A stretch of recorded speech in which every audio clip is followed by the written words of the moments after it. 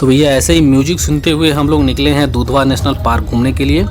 और थोड़ी देर निकलने के बाद हम लोगों को रास्ते में एक बहुत ही बढ़िया सा ढाबा मिला था, तो हम लोगों ने गाड़ी अपनी वहीं पे रोक ली। थोड़ी देर वहाँ पे आराम किए और हाथ वाथ बढ़िया से धुले, मुंह धुले, जैसे कि हमारे ये बड़े भैया हैं बढ़िया से हाथ और मुंह धुल रहे हैं मुस्कुराते हुए, इनको देखिए। और फिर हम लोग अपना घर से बना करके पराठे, चटनी और सॉस ये सब चीज़ लाए थे। और हम लोगों ने इस ढाबे से सिर्फ और चाय लिया और चाय, पराठे, चटनी ये सब बढ़िया से हम लोग खाए, मज़ा आ गया। उसके बाद हम लोग आगे की तरफ निकल गए और हम लोगों को लखीमपुर पहुँचते पहुँचते शाम हो गई थी। तो लखीमपुर में हम लोगों ने जाकर के एक होटल लिया और रात में हम लोग वहीं पे रुके। और जैसे ही सुबह हुआ तो हमारे आशीष भाई जो हैं, इनको एक इंटरव्यू लेना था हमारे अमरीश भैया का और रमेश भैया का, तो इनका इंटरव्यू देखते हैं। हम इनसे पूछते हैं कि कैसा रहा रात में। ये बहुत सोए हैं, बहुत परेशान करे हैं। इनसे पूछते हैं रात भर इन्होंने कैसे काटी। बताइए भैया, अमरीश भैया बताइए। रात में तो हम लोग पहले होटल में खाना वाना खाए, खाना पीना खा के आए, बहुत आराम से सोए, मस्त एकदम नींद पूरी लिए।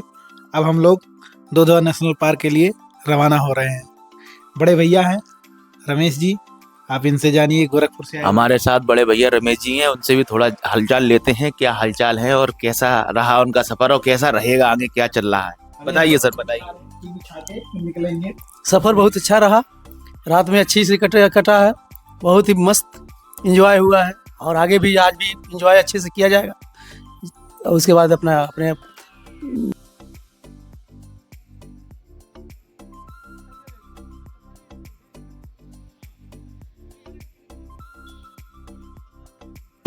हम लोग कल सुबह निकले थे लखनऊ से। तो लखनऊ का जो मौसम था बहुत ही साफ़, क्लीन था, हल्की फुल्की सुबह बारिश हुई थी। पर अभी के टाइम पे हम लोग यहाँ पे हैं लखीमपुर खीरी में और जा रहे हैं दुधवा नेशनल पार्क की तरफ, करना पड़ रहा है। तो अगर आप दुधवा नेशनल पार्क में कभी आएँ तो घूमने के लिए, तो आप ये चीज़ माइंड में रख के आएँ कि ठंड के मौसम में अगर इधर आएंगे तो कोहरा आपको मिलेगा ही मिलेगा। तो इस चीज़ का ध्यान रखें। अगर आप ये सोच रहे हैं कि 2 घंटे में आपको पहुंचना है तो 4 घंटे का समय अपने पास रख के तब निकलें।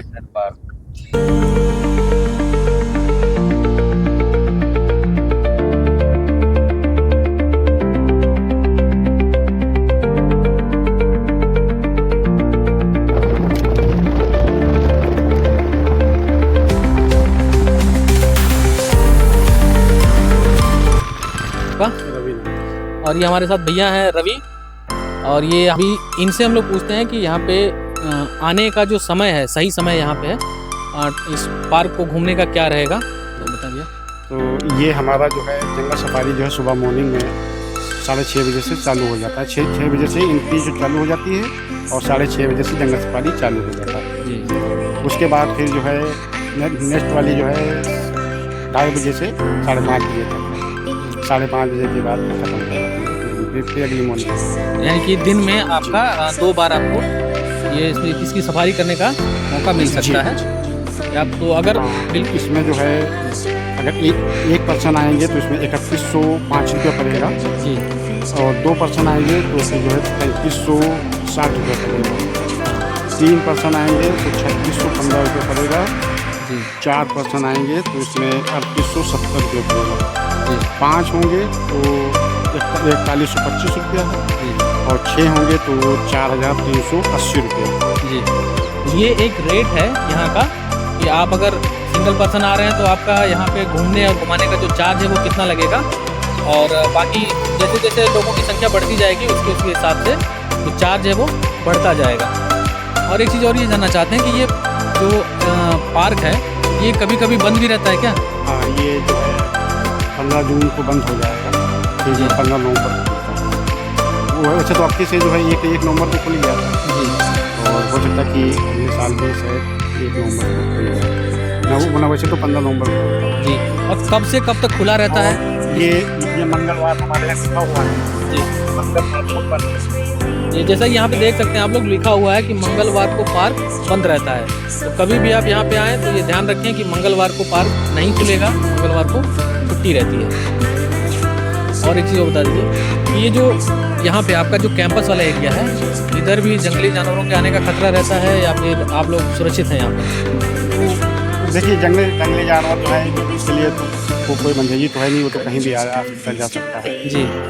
और वैसे तो कैंपस में नहीं आता है जल्दी, जी उजेले में जो है जब लाइट होता है तो जी। उसमें जल्दी नहीं आता, कैंपस में नहीं आता। तो भैया कैंपस थोड़ा सुरक्षित है, बाकी अंदर का एरिया तो आप समझ सकते हैं कि जंगल है, तो वहाँ पे जंगली जानवर होंगे ही होंगे। एक चीज़ और पूछना था कि यहाँ पे रुकने की व्यवस्था, बाहर से हमें हम लोग को पता चला है कि रुकने की भी व्यवस्था यहाँ पे है, तो यहाँ पे रुकने का व्यवस्था किस तरीके की है, उसके चार्जेस किस तरीके से, उसके बारे में थोड़ा बता दीजिए मुझे। उसका जो है 5600 रुपया है हाँ। 2 पर्सन के लिए। अच्छा। नाइट स्टे होता है जी जी, 2 यानी कि डबल बेड का आपको ये मिलता है। जी भैया, अगर आपको यहाँ पे आकर के प्री बुकिंग कराना है तो प्री बुकिंग भी हो जाती है, पर प्री बुकिंग नॉर्मली उन दिनों में होगी जहाँ पे छुट्टी का जो समय चलता है, जो छुट्टी का टाइम है, उस समय अगर आप आएंगे तो आपको हो सकता है कि यहाँ पे थोड़ा भीड़ भाड़ का सामना करना पड़ सकता है। बाकी अगर छुट्टी का टाइम नहीं है तो आप देख सकते हैं कि बहुत ज़्यादा कोई भीड़ अभी नहीं है, क्योंकि अभी टाइमिंग इसका ख़त्म हो चुका है। सुबह 6 बजे से फिर अब 2:30 बजे से चालू होगा। तो इन सब चीज़ों का ध्यान रखिए और आइए दुधवा नेशनल पार्क।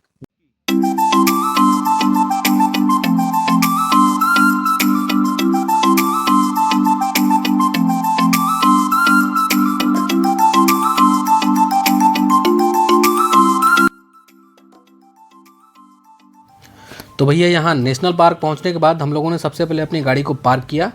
पार्किंग यहाँ की ओपन पार्किंग है, जिसकी वजह से यहाँ पे बंदर आपकी गाड़ियों के ऊपर कूदते फांदते मिलेंगे। जैसे ही आप दरवाज़ा खोलते हैं तो बंदर कुछ खाने की तलाश में आपके गाड़ी के ऊपर आ जाएंगे, गाड़ी के अंदर घुसने की कोशिश करते हैं। फिर हम लोग यहाँ से आगे बढ़े तो हमको यह बढ़िया सा बोर्ड सुंदर सा देखने को मिला। उसके बाद यहाँ से हम लोग एंटर कर रहे हैं दुधवा नेशनल पार्क के अंदर।